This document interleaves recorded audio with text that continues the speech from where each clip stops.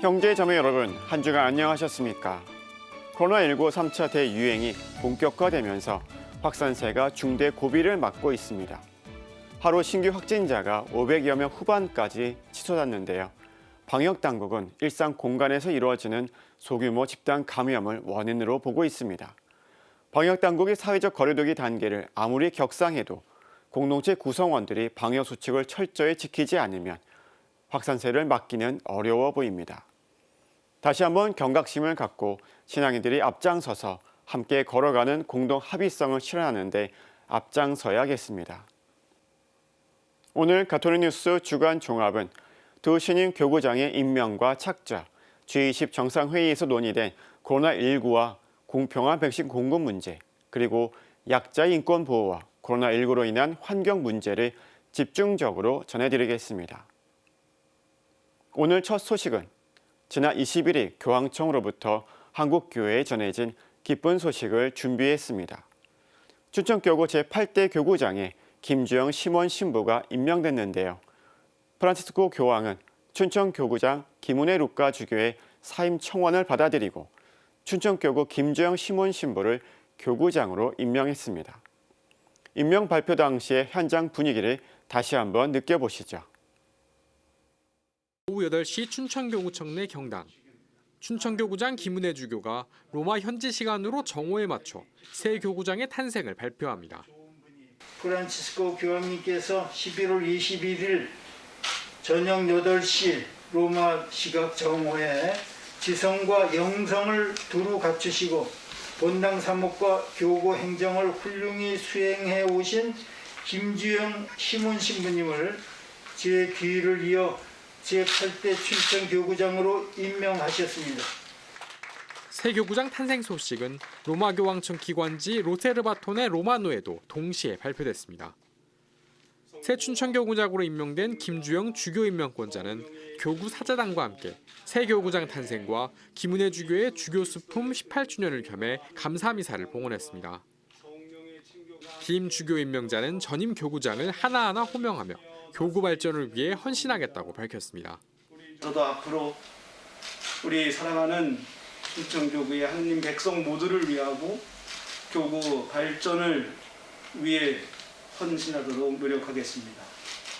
우리 하느님 백성 모두가 일치하고 하나 되어 우리끼리만이 아니라 지역사회와 더 나아가서는 한반도의 평화를 이루는데 조금이나마 도움이 되도록 노력하겠습니다. 새 교구장의 탄생은 프란치스코 교황이 김은혜 주교의 사임 청원을 받아들이면서 이루어졌습니다. 올해 만 76세인 김 주교는 교회법을 따라 교황에게 사의를 표명했습니다. 곁에서 김 주교 임명자를 지켜본 교구 사회사목국장 김학배 신부, 이경화 수녀 등 교구 관계자들은 임명 소식에 기쁨을 감추지 않았습니다. 출신 본당을 떠나서 교구 사제들이 모두 다 새 주교님이 우리 모두가 주교님 되기를 바랬던 마음들도 있었고, 그래서 우리 모두가 기쁘게 생각하고, 불쌍한 사람들, 가난한 사람들에 대한 그 연민의 마음 굉장히 깊으시다는 거, 그걸 많이 보고 배웠습니다. 앞으로도 이렇게 하느님의 어린 양들을 잘 돌보시는 어린 목자가 되시리라 믿고 기도하겠습니다. 김주영 주교 임명자는 1970년생으로 1997년 12월 사제품을 받았습니다. 1998년 수원 가톨릭대에서 신학 석사학위를 받았고 춘천교구 주문진과 인당동, 중림동 주교자 본당 보좌를 거쳐 2001년 교황 창립 그레고리오 대학교에서 공부했습니다. 귀국 후에는 춘천교구 교육국장을 거쳐 춘천 소양으로 본당 주임과 춘천교구 성소국장, 춘천 스무습 본당 주임으로 사목했습니다. 또 춘천교구 교회사 연구소장과 주교회의 민족화의 주교특별위원회 총무로 봉직해왔으며 올해 2월부터는 춘천교구 사목국장을 겸임해왔습니다. CPBC 장현민입니다. 주교직은 더할 나위 없는 은총이지만 감당하기 어려운 십자가이기도 합니다. 성령께서 교구장 주교들을 잘 이끌어 주시겠지만 사제단과 교우들, 교회 구성원 모두의 기도와 협력이 절실히 필요한 상황입니다. 주교님들을 위한 아낌없고 끊임없는 기도 거듭 부탁드립니다. 지난 주말에 이어 주일에도 기쁜 소식은 계속 이어졌습니다. 춘천교구 새 교구장 임명에 이어 제주교구장 문창호 주교의 착좌식이 제주 성이시돌 3일째 대성당에서 거행됐습니다. 문창호 주교의 착좌는 내년에 교구 설정 50주년을 맞는 제주교구의 5번째 교구장입니다. 착좌 미사와 당시의 현장 분위기 등을 전해드립니다. 다시 한번 보시겠습니다. 새 제주교구장 문창호 주교 착좌 미사가 어제 성이시돌 3일째 대성당에서 봉헌됐습니다. 착좌식에는 전임교구장 강호일 주교를 비롯해 서울대 교구장 염수정 추기경, 주교회의 의장 이용훈 주교 등 전국 교구 주교단과 제주교구 사제단, 수도자, 신자 등 500여 명이 참석해 새 교구장 탄생을 축하했습니다. 제5대 제주교구장 문창호 주교는 전임 교구장의 사목을 이어받아 기쁘고도 행복하게 제주교구의 현실을 살고자 노력하겠다고 다짐했습니다. 무엇보다 든든한 두 분 주교님들이 해오신 그 사목들을 이어받아 기쁘고도 행복한 제주교구의 현실을 살아가고자 노력하겠습니다.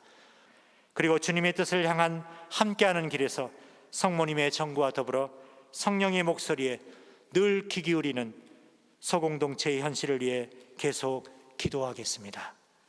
문 주교는 전임 교구장 김창렬 주교와 강호일 주교에 대한 감사도 잊지 않았습니다. 오늘 무엇보다 저를 주님의 부르심에 응답하도록 이끄시고 지금도 많은 기도로 응원을 하고 계시는 김창렬 주교님과 직전 선임 주교로서 제주교회의 여정을 살아있는 복음의 가치로 헌신해 오신 강호일 베드로 주교님께 깊이 감사를 드립니다. 문 주교는 아울러 해군 기지와 제2공항 건설로 인한 갈등, 4.3 사건 등 제주도민의 고통과 상처를 보듬겠다고도 했습니다. 지금껏 제주를 살아온 많은 이웃들에겐 고통과 아픔이 거치지 않는 십자가의 현실이 있습니다. 이는 현재 진행형으로 있는 강정 해군기지와 제2공항 갈등, 그리고 내년 120주년을 맞는 신축교환, 일명 이재수의 난로 일컬어지는 충돌과 갈등 역시 제주인이 겪은 십자가의 길입니다. 그러기에 이렇게 제주인들의 상처와 아픔을 위로하고 공감하는 모습은 부활의 몸짓을 살아가는 신앙인의 길인 것입니다. 주교회의 의장 이용훈 주교는 문 주교에게 제주도민에게 등불이 되어달라고 당부했습니다. 우리는 문 주교님께서 예수님을 쏙 빼어 닮은 인자하고 어진 목자로 사시면서 평화의 섬 제주와 제주도민 교우들의 큰 등불이 되어주시기를 간절히 기도드리고 있습니다. 제주교구가 세상 속의 교회로서 새 교구장 문주교님을 중심으로 더욱 성숙하고 발전하는 교구가 되기를 빕니다. 서울대 교구장 염수정 추기경은 축사에서 제주도민의 진정한 화해를 이끌 훌륭한 목자가 되기를 기원했습니다. 새 교구장님이 제주도의 모든 형제자매들의 진정한 화해와 하나가 되는 그 새로운 하느님 역사의 장을 만들어주시는 훌륭한 사목자가 되리라 저는 믿습니다. 문주교님께서 제주도민의 모든 아픔과 갈등, 시련까지 함께하며 하느님 백성을 하나가 되도록 노력해 주실 것을 기원합니다. 미사 예물 봉헌식에서는 빵과 포도주에 이어 제주교구와 제주도 전체를 의미하는 돌고래상과 조랑말상, 동백꽃, 태화, 등대 모형 등이 봉헌돼 눈길을 끌었습니다. 제주교구민들은 문주교를 위해 묵주기도 37만 4천여 단과 주교를 위한 기도 3만 6천여 회, 미사 봉헌 782회 등 영적 선물을 봉헌했습니다. 한편 가톨릭 평화방송은 어제 착좌 미사를 TV와 유튜브를 통해 생중계했습니다. CPBC 이심입니다. 1969년 아폴로 11호가 달에 착륙을 한 후 바티칸으로 교종님을 뵈러 갔을 때 유머로 남긴 말씀이 있습니다. 교회법엔 새로운 곳은 그곳을 발견한 출발지의 교구이다라고 되어 있으니 제가 달나라 교구장입니다 라고 했다고 합니다. 하지만 오늘 이 자리에 진짜 달나라 교구장이 있습니다. 영어로 문은 달을 뜻합니다. 저 문 교구장입니다. 문창호 주교 착좌식에는 웃음꽃이 만발했습니다. 교회력으로 마지막 주일인 그리스도왕 대축일에 봉헌된 착좌식에서 문창호 주교가 강론을 시작하며 유머를 선물한 겁니다. 문 주교는 3년 전 부교구장으로 임명됐던 때를 전하면서도 웃음 코드를 잃지 않았습니다. 당시 놀라운 주님의 큰 사랑을 느끼면서 눈물과 함께 저 잊지 못할 순간을 맞이하기도 했습니다. 그때 저희 작은 영감 속에 계속 기도로 부족한 저를 제발 죽여주십시오라고 고백한 기억이 납니다. 그럼에도 불구하고 저의 발음이 나빴는지 하나님은 저의 뜻을 죽여주십시오라고 알아들으신 듯합니다.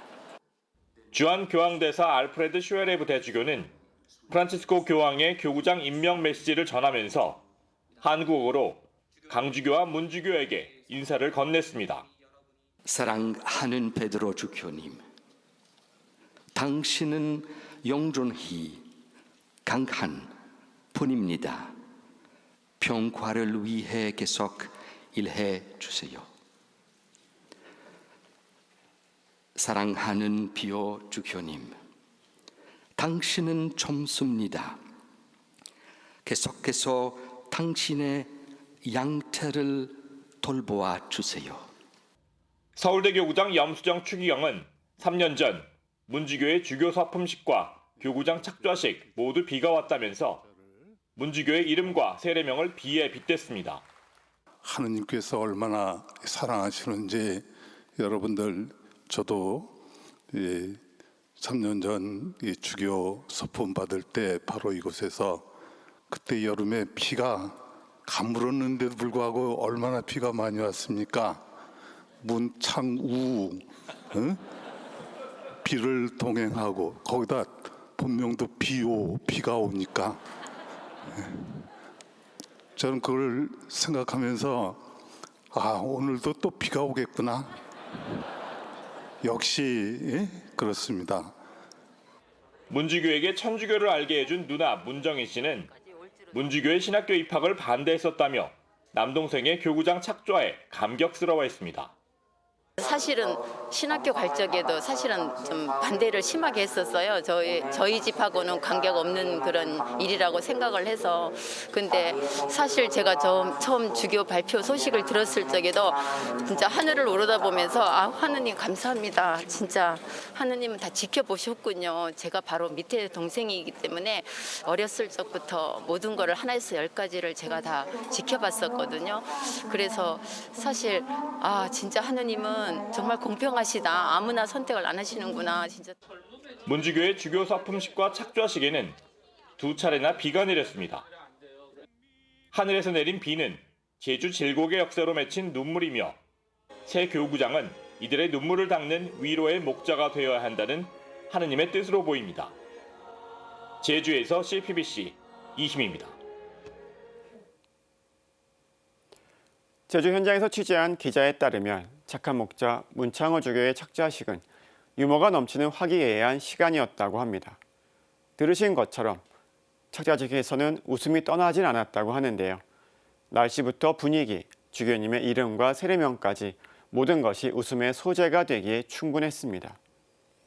취재진과 참석자들은 비가 올 줄 모르고 우산을 준비해 가지 못했는데 비를 맞으면서도 오히려 기쁘고 행복한 시간이 되었다고 하네요. 화제를 바꿔보겠습니다. 최근 이틀에 걸쳐 열린 G20이라고 하죠. 주요 20개국 정상회의가 온라인으로 열렸습니다.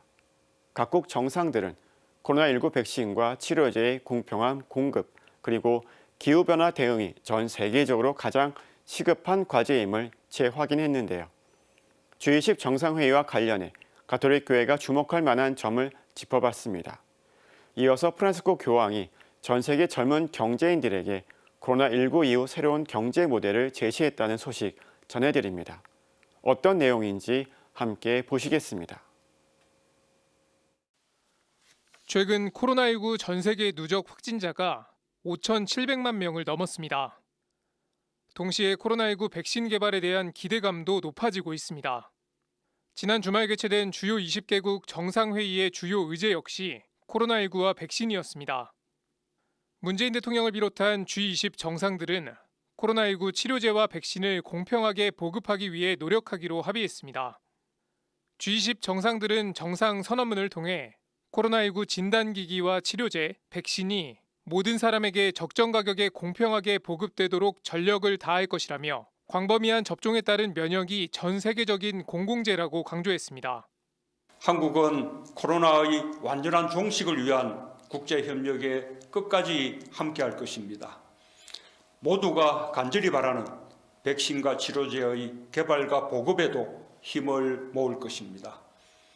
한국은 백신의 공평한 접근권을 보장하기 위한 세계보건기구의 노력에 적극 참여하고 코박스에도 동참하고 있습니다.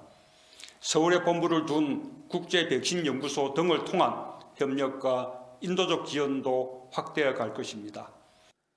문 대통령이 언급한 코박스는 세계 백신 면역 연합과 세계보건기구 등이 백신의 균등 공급을 목표로 추진 중인 다국가 연합체입니다.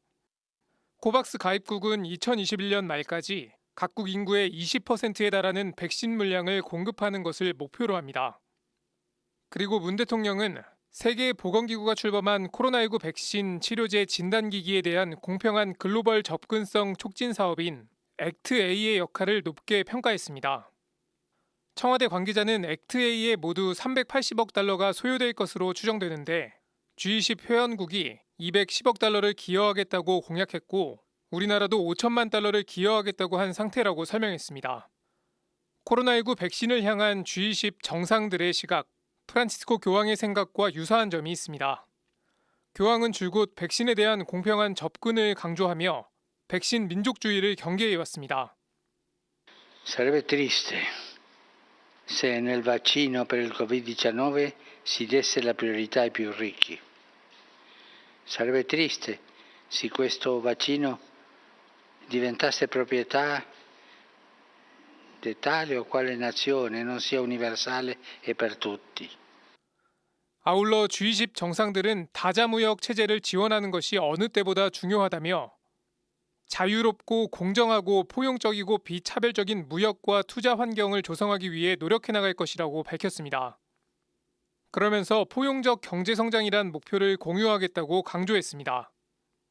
이건 역시 경제체제를 바라보는 프란치스코 교황의 시각과 닮아 있습니다. G20 정상회의가 열리던 시각, 교황은 19일부터 21일까지 온라인에서 개최된 프란치스코의 경제대회의 영상 메시지를 전했습니다. 교황은 단순히 부의 공정한 분배만으로는 충분하지 않다며 이익에만 초점을 맞춘 경제 모델을 버려야 할 시점이라고 밝혔습니다. La misura dell'umanità si determina essenzialmente nel rapporto con la sofferenza e col sofferente. Quella è la misura dell'umanità. Questo vale per il singolo come per la società. Misura che deve incarnarsi anche nelle nostre decisioni e i modelli economici. G20 정상들은 기후변화에 대한 위기의식도 공유했습니다. G20 정상 선언문에는 기후변화에 대처하는 것은 우리 시대의 가장 시급한 과제이며 환경적으로 지속 가능하고 포용적인 미래를 약속한다는 문구가 담겼습니다. 인류 공동의 집을 지킵시다. 교황이 그토록 부르짖었던 구호입니다. 이와 관련해 문재인 대통령은 올해 안에 2050 탄소 중립을 위한 장기 저탄소 발전 전략을 마련해 2030 국가결정 기여를 갱신하고 유엔에 제출할 계획이라고 밝혔습니다. 지금까지 앵커 리포트였습니다. 프란치스코의 경제대회는 프란치스코 교황의 뜻에 따라서 꾸려진 젊은 경제인들과의 만남입니다. 한계에 부딪힌 신자유주의 경제체제에 대한 반성적 성찰을 통해 새로운 경제 모델을 모색하는 국제 행사입니다. 이번 대회는 지난 19일부터 사흘 동안 이탈리아 아시시에서 열렸으며 코로나19 대유행에 따라서 온라인 방식으로 진행됐습니다. 115개국의 전 세계 젊은 경제인 2천여 명은 온라인상에서 만나 공정하고 형제적이며 지속 가능한 경제에 대해 토론을 벌였습니다. 아울러 현재의 불공정한 경제를 바꾸고 내일의 경제에 영혼을 불어넣자는 서약에 서명했습니다.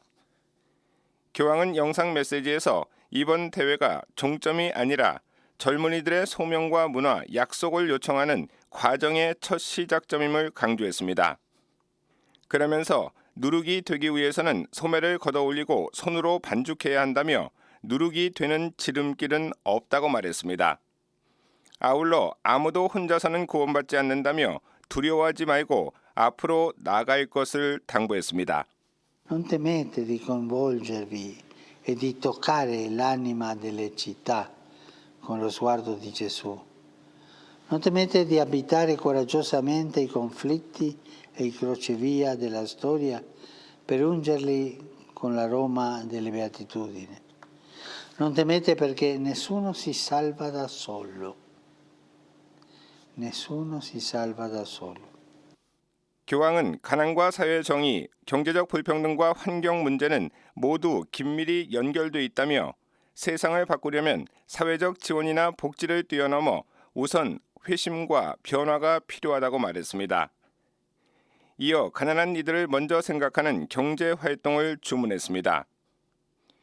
교황은 대회에 앞서 젊은 경제인들에게 보낸 서한에서도 지금까지의 경제와는 다른 경제의 특징을 설명했습니다. 생명을 죽이지 않고 살리는 경제, 배제하지 않고 포용하는 경제, 비인간적이지 않고 인간적인 경제, 피조물을 착취하지 않고 돌보는 경제입니다. 교황은 이 새로운 경제 모델이 형제와 공정에 기반한 친교 문화의 결실이라고 말했습니다. 교황은 이어 발전의 척도로 인간다움을 제시했습니다. 균등한 분배는 공동의 재산을 늘리는 것만으로는 충분하지 않고 첨단 기술 홍보만으로 지구가 더 많은 인간이 거주할 수 있게 만드는데 충분하지 않다고 설명했습니다. 그러면서 인간다움의 참된 척도는 고통받는 사람에 대한 관계에서 중요하게 판가름 난다고 강조했습니다. 교황은 끝으로 미래는 우리에게 주어진 도전의 절박함과 아름다움을 인식하도록 부르심을 받는 특별한 시간이 될 것이라고 말했습니다. La storia ci insegna che non ci sono sistemi né crisi in grado di annullare completamente la capacità, l'ingegno e la creatività che Dio non cessa di suscitare nel cuore. Con dedizione e fedeltà ai vostri popoli, al vostro presente e al vostro futuro, voi potete unirvi ad altri per tessere un nuovo modo di fare la storia. CPBC 서종빈입니다. 사흘 동안 열린 경제대회에서 전 세계의 수많은 젊은이들은 교황님의 호소에 열정적으로 응답했습니다. 이들 젊은 경제인들은 일상을 통해 현재의 경제를 변화시키고 이에 효과적으로 기여하기 위해 무언가를 실천하기를 원하는 젊은이들이었다고 합니다. 이런 젊은이들이 있는 한 코로나19 대유행으로 위기는 찾아왔지만 그 위기의 결과는 예전보다 훨씬 나아질 것이라고 믿습니다. 경제활동이 선한 일을 함양하고 공동선을 위해 봉사할 때 교황님의 말씀처럼 하느님은 타인을 없애고 우리를 성숙시키는 크나큰 은총을 허락하실 것입니다. 이어서 약자 인권 보호와 관련해 두 가지 소식을 준비했습니다. 경미한 범죄를 저지르고 6호 처분을 받은 청소년을 위해 수용하는 시설이죠. 살레시오회가 운영하는 살레시오 청소년 센터는 올해 초 아동 학대에 관한 왜곡과 허위 고발로 곤욕을 치렀는데요. 이후 검찰 조사를 거쳐 무혐의 처분을 받았지만 행정명령에 따라 다음 달 1일부터 운영 정지가 불가피하게 된 상황입니다. 문제는 센터에 머물던 소년들의 거치가 정해지지 않아 고민이 깊어졌다고 합니다. 이 문제를 짚어보겠습니다. 이어서 지난 25일은 유엔이 제정한 국제여성폭력 추방의 날이었는데요. 여성폭력 근절을 호소한 문 대통령의 SNS 발언과 여성폭력과 관련한 프란치스코 교황의 메시지를 살펴봤습니다. 함께 보시겠습니다. 2018년 살레시오 청소년센터에서 교사가 아동을 성추행하는 사건이 발생했습니다. 해당 교사는 성추행 사실이 알려지자 조치가 가해졌고 실형을 선고받았습니다. 살레시오 청소년센터 안에서 아동학대가 있었다는 고발과 언론 보도는 허위로 밝혀져 법원은 무혐의 결정을 내렸습니다. 사건 발생 이후 살레시오 청소년센터는 재발 방지를 위해 CCTV를 추가로 설치하는 등 시설을 정비하고 아동학대 예방 교육을 확대해 시행했습니다. 그리고 지난 8월 영등포구청은 해당 사건과 관련해 살레시오 청소년센터에 3개월 운영정지 행정처분을 내렸습니다. 운영정지가 예정대로 시행되면 아동 70여 명은 강제로 다른 시설로 이동할 가능성이 커집니다. 아동복지법 제56조에 따르면 아동복지시설에서 학대 행위가 확인된 경우 6개월 이내에 사업정지 또는 해당 시설장의 교체가 가해집니다. 살레시오 청소년센터는 이미 법인에서 시설장 교체 계획을 밝혔음에도 운영정지 처분을 내린 것은 가혹한 조치라는 입장입니다. 관련 사건에 대한 처벌은 필요하지만 현재 시설에 있는 보호아동들에게 피해가 간다는 의견입니다. 이 안에 있었던 일 자체가 사회적 시각으로 볼 때 그리고 개인적 제가 시각으로 봐도 얼마나 큰 일인지에 대해서 알아요. 이 부분들이 큰 일이고 그 부분에 대해 책임을 져야 된다는 걸 알지만 그럼에도 불구하고 선생님들은 다 아이들에게 피해가 안 갔으면 좋겠다. 살레시오 청소년센터는 이에 따라 지난 10월 행정심판을 청구했고 집행정지를 신청했습니다.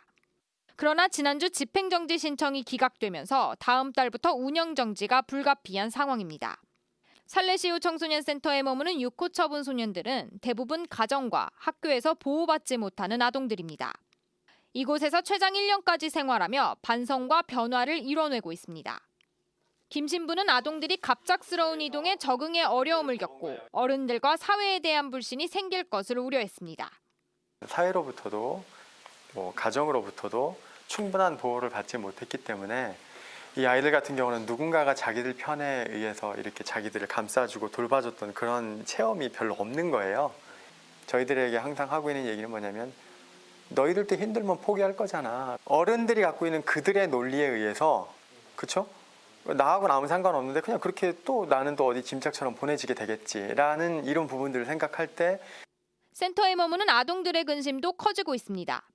흩어져가지고 다른 데로 가는 걸로 알고 같이 들어온 친구들이랑 저는 이제 어떻게 될지 어떤 판결이 나올지 되게 불안해하기도 했고 또 네, 같은 친구 같이 한 5개월 동안 같이 살았던 친구들이 네, 다른 데로 이송된다고 하는 얘기도 많이 들리고 하니까 분위기도 어수선하고. 아동들에게 살레시오 청소년센터는 그야말로 집과 같은 곳이기 때문입니다. 이곳에서 좀 어떤 느낌을 받으면서 그동안 지냈어요? 가족 같은 느낌이요. 그동안 이제 저희 사회에서의 저희는 되게 방황하고 떠들고 문제가 많은 그런 친구들이라는 이미지가 있는데 이곳에서 이제 재판을 받고 이곳에 와가지고 이제 그래도 가족이라는 그런 가장 중요한 의미를 가지고 다 살고 있는데 그럼 저희가 이제 다시 좀 떨어지고 흩어지고 그렇게 돼서 되게 좀 거취가 정해지지 않은 상황에서 수능을 앞두거나 성탄 때 세례를 기다리는 아동들은 불안감을 내비쳤습니다. 계속 하다 보니까 한번 나도 신부님이나 수사님들처럼 세례를 받아보면 어떨까 이 생각이 좀 갖게 돼가지고 이제 사회 나가서도 재범을 하지 않고 싸우시지 않고 이렇게 새롭게 살아가려는 의지로 갖고 세례를 받고 싶었는데 이렇게 돼버리니까 어떻게 해야 될지 잘 모르겠고. 김 신부는 최종 결론이 나기까지 손해를 감수하고라도 아동들을 보호하겠다면서 아동들이 더는 상처받지 않도록 최선을 다하고 싶다고 말했습니다. 아이들이 책임질 일이 아닌데 아이들이 책임을 지는 이런 방향이 되어져 가고 있고 그러니까 이런 부분들에 대해서 미안한 그런 마음들이 있고요. 우리도 적당한 선에서 포기하고 그리고 나서 거기에 맞춰서 그렇게 계획을 짜고 이렇게 하고 싶지 않고 아이들에게도 뭔가 끝까지 최선을 다하는 그런 모습을 보여주고 싶은 것도 있고요. 한편 영등포구청은 행정처분 과정에서 모든 절차를 지켰다는 입장입니다. 이 시설 같은 경우는 짧게 있는 시설이다 보니까 아이가 3개월 있다 3개월 가고 이런 식으로 있는 게 좀 차원에서는 조금 최대한 일단은 자연적으로 감소할 수 있는 아이들은 자연적으로 해소를 하고 온 지 얼마 안 된 아동들만 바로바로 다른 시설로 전원을 해서 그 다음 시설에서 오래 있었으면 좋겠다. 8월 달에 그렇게 시설에 공문을 보내면서 법원에도 공문을 3차례 보냈어요. 전원 조치 협정이 좀 제대로 안 되고 있어서 최근까지도 아동들이 많이 입소를 해서 저희가 조금 당황스러웠던 부분이 있어요. CBBC 전은지입니다. 문재인 대통령의 소셜 네트워크 서비스입니다. 오렌지 더 월드라는 해시태그가 눈에 띕니다. 오렌지 더 월드는 세계 여성폭력 추방의 날 슬로건, 주황색은 밝은 미래와 폭력으로부터의 해방을 의미합니다.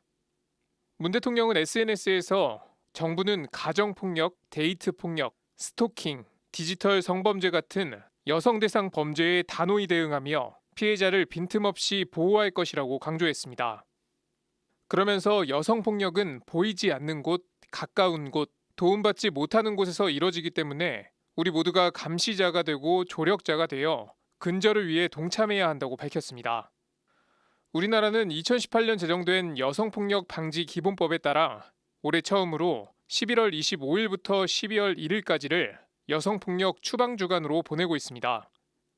문 대통령은 여성폭력 추방주간을 맞이한 건 국가가 여성폭력을 막기 위해 책임을 다하겠다는 결연한 약속이라고 거듭 강조했습니다.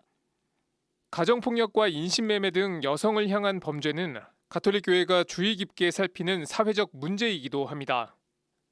프란치스코 교황은 권고 사랑의 기쁨에서 여성을 대상으로 하는 수치스러운 폭력, 가정폭력은 남자다운 힘의 과시가 아니라 비겁한 추태라고 지적합니다. 교황은 또 지난 4월 코로나19로 외출이 제한되면서 수많은 여성이 가정폭력에 노출돼 있다고 우려하기도 했습니다. 올해 천주의 성모 마리아 대축일 미사 강론에서는 여성에게 가해지는 모든 형태의 폭력은 하느님에 대한 신성 모독이라며 강하게 비판했습니다. Ogni violenza inferta alla donna è una profanazione di Dio nato da donna. Dal corpo di una donna è arrivata la salvezza per l'umanità. Da come trattiamo il corpo della donna comprendiamo il nostro livello di umanità.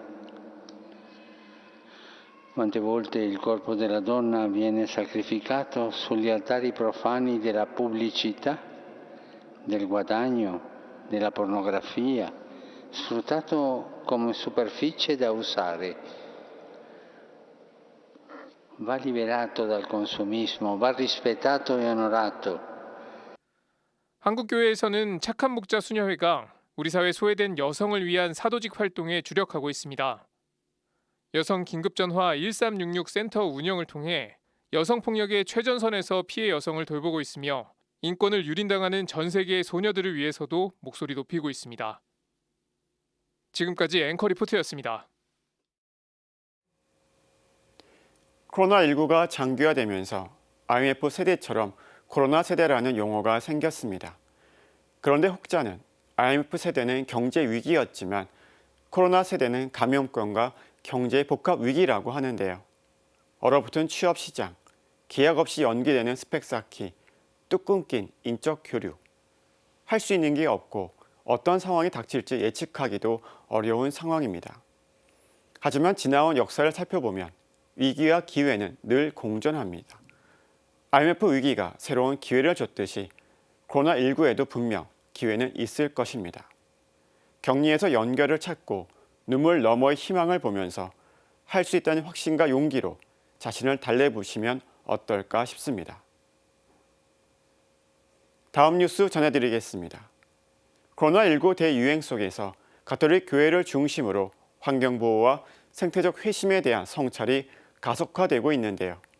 지난 25일 열린 제38회 가톨릭 에코포럼은 코로나19와 원헬스 동물, 인간, 그리고 지구의 건강을 주제로 진행됐습니다. 포럼의 주요 내용을 전해드리겠습니다. 전 세계를 휩쓸고 있는 코로나19의 출발점은 야생동물을 거래하는 시장이었습니다. 코로나19뿐만 아니라 홍역, 탄저병 등 다양한 전염병의 확산 배경도 산림 파괴로 인한 야생동물과 인간의 접촉 증가가 꼽힙니다. 서울대 수의과대학 천명선 수의학 교육실장은 이 같은 전염병의 등장으로 방역에 있어 인간뿐만 아니라 자연 전체를 고려해야 한다는 문제의식이 생겼다고 설명했습니다. 오늘날 우리가 직면한 가장 중요한 보건의 위협적인 요인들은 특정 종에만 해당되는 것이 아니라는 거죠. 그리고 그래서 결과적으로 인간의 의학이나 동물의 의학 그리고 자연과학, 굉장히 다양한 분야의 자연과학들이 융합적인 노력을 통해서 이를 이해할 수도 있고 이를 막을 수도 있습니다. 이런 통합적인 접근이라는 게 우리가 여태까지 취해왔던 그 의학에서 보여왔던 인간 중심적인 태도로는 이해할 수도 없는 것들이기 때문에 불가능하다라는 문제의식을 가지게 되는 겁니다. 이 같은 문제의식의 대안으로 나온 것이 바로 원헬스입니다. 원헬스는 보건 정책에 있어 인간은 물론 동물과 전반적인 에코시스템 모두를 고려하는 관점입니다. 천 실장은 원헬스는 경제적이고 윤리적인 보건 정책을 가능하게 한다고 강조했습니다. 야생동물하고 직접적으로 접촉을 하는 그 부분들을 막는 데는 아마 큰 비용이 들지 않았을 겁니다. 뭐 공무원들이 이제 뭐라고 해야 될까요? 이제 제한을 할 수도 있고 법 규정을 만들어서 지킬 수도 있고 그런데 그게 그때 막지 못하고 동물한테 질병이 일어나는 것 자체를 모르죠. 그러니까 동물은 그 같은 병원체를 몸에 갖더라도 크게 증상을 일으키지 않는 경우도 굉장히 많거든요. 근데 그게 사람으로 넘어오면서 지금은 전 세계가 멈춰서 있는 그런 비용을 지금 우리가 치르고 있는 거거든요. 하지만 천 실장은 현재의 보건 정책은 아직 인간 중심적 시각에서 벗어나지 못했다고 지적했습니다. 대표적인 사례가 바로 가축 살처분입니다. 천 실장은 살처분은 인간과 동물의 복지가 충돌할 경우 여전히 인간을 우선시한다는 한계를 보여준다고 설명했습니다. 인간의 공중보건과 동물의 건강 또는 복지 같은 개념들이 이제 이런 요소들이 충돌을 했을 때 인수공통전염병이 발생을 해서 감염병이 발생을 해서 동물이 나한테 질병을 옮길 수도 있다고 됐을 때 과연 사람은 동물도 치료하고 인간도 치료할 것인가? 라고 물어보면 그렇게 되지는 않습니다. 천 실장은 이에 대한 극복 방안을 가톨릭 교회의 피조물 사랑에서 찾았습니다. 천 실장은 특히 성 프란치스코의 구비오 늑대 이야기를 언급하며 모든 피조물에 대한 사랑을 강조하는 교회의 가르침이 우리에게 더욱 필요할 것이라고 강조했습니다. 한편 이번 에코포럼은 코로나19 재확산에 따라 유튜브 생중계를 통한 비대면 방식으로 진행됐습니다. CPBC 장현민입니다.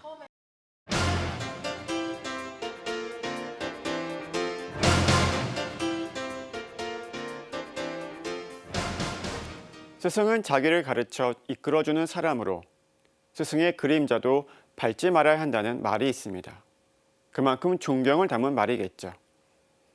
지난 7일 한 예능 프로그램에 출연한 혜민 승려는 자신의 일상을 공개했습니다. 절이 아닌 풍경이 좋은 서울 도심 단독주택에서 거주하는 모습에 실망한 사람들의 비난이 쏟아졌고 혜민 승려는 나는 건물주가 아니라 새들어 살고 있다고 밝혔지만 결국 모든 활동을 내려놓고 부처님 말씀을 다시 공부하고 수행하겠다라고 말했습니다. 혜민 승려는 논란의 불교계에는 공식적인 논평을 내놓지는 않았습니다. 사전선거운동과 명예훼손 혐의로 재판 중인 정광훈 목사는 한 집회에서 하나님 나한테 까불면 죽어 등의 발언으로 신성모독과 이단 시비가 있었지만 올해 교단 총회에서 아직까지 정광훈 목사를 이단성 인물로 지정한 교단은 없었습니다. 미국의 맥케리 전 추기경은 존경받는 성직자였지만 성범죄 논란이 발생하면서 프란치스코 교황은 맥케리 추기경에게 성무정직 처분을 내렸고 작년 초에는 교회 재판에서 20여 년 넘게 성범죄가 지속적이고 반복적으로 이루어졌다는 것으로 밝혀지면서 유죄가 선고돼서 사제직마저 박탈당했습니다. 통계청의 발표에 따르면 2015년 기준으로 종교 인구는 총 2,155만 명, 약 44%, 무종교 인구는 2,750만 명, 56%로 무종교 인구가 595만 명가량 더 많았습니다. 종교인은 2005년보다 9% 감소했습니다. 2017년 한국언론진흥재단의 조사 결과 초등학생들은 7개 직업 가운데 종교인을 가장 신뢰하지 않는 것으로 나타났습니다. 목자라는 자들이 알아듣지도 못한다. 모두 제 길만 쫓아가고 저마다 예외 없이 제 이익만 쫓아간다. 이사야서 56장 11절의 말씀입니다. 스승으로 불려야 하는 종교 지도자는 과연 신자들을 올바른 길로 인도할 수 있을까? 다시 신뢰를 회복할 수 있을까에 대한 무거운 질문이 던져지고 있습니다. 아우구스도 성인은 교만한 성직자는 마귀와 같은 축에 드는 것이라고까지 말했습니다. 교황청은 맥케리 전 추기경의 성범죄 의혹에 대해 2년간의 진상조사를 벌였고 그 결과로 450쪽 분량의 보고서를 지난 10일 공개했습니다. 프란치스코 교황은 11일 수요 일반 아련에서 우리 삶의 방식이 우리가 외우는 말과 어긋나고 이를 깨달았을 때 부끄러움을 느낍니다. 교회 공동체로서 우리는 우리가 있어야 할 곳에 있지 않았으며 수많은 삶에 가해진 피해의 정도와 중대함을 깨닫고도 제때 움직이지 못했음을 인정합니다. 라고 진솔하게 고백했습니다. 교계 제도는 각 품계에 임명된 성직자 전체를 가리키는 말로 교황을 중심으로 하는 교회 체제의 기본이며 교회가 하나로 일치될 수 있는 바로 이 교계 제도 때문입니다. 그리고 성직자의 권한과 의무도 있지만 처벌까지도 포함되어 자정 능력을 갖추고자 했습니다. 전 주교회의 의장 김희중 대주교는 2018년 사제 성범죄에 대해 대국민 사과를 했습니다.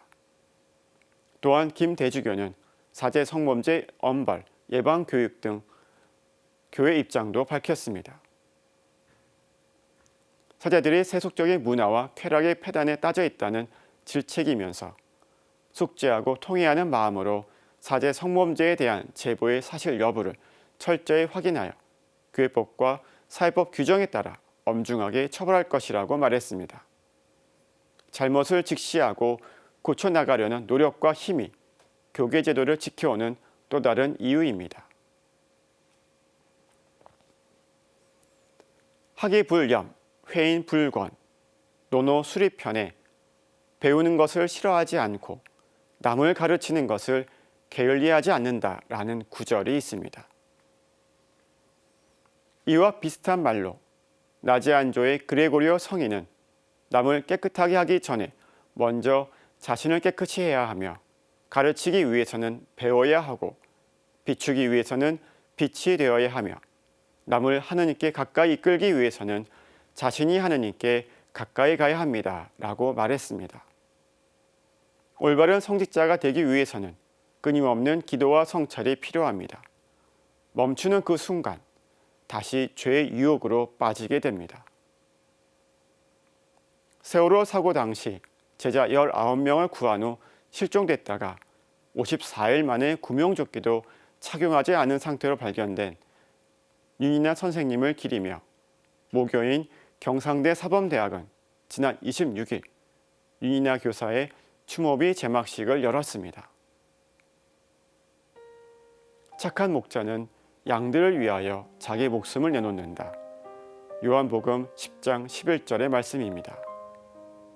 오늘 사제의 눈은 종교 지도자는 신뢰를 다시 회복할 수 있을까? 였습니다. 평화를 빕니다.